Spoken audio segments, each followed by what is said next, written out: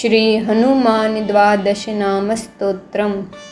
हनुमानंजनीसुनुर वायुपुत्रो महाबलः रामेष्टः फाल्गुनः सखः पिङ्गाक्षोमितविक्रमः उदधिक्रमणश्चैव सीताशोकविनाशनः लक्ष्मणप्राणदाता च दशग्रीवस्य दर्पः।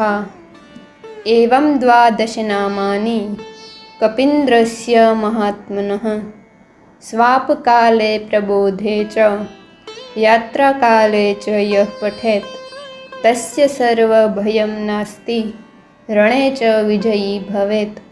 राजद्वारे गह्वरे च भयं नास्ति कदाचन।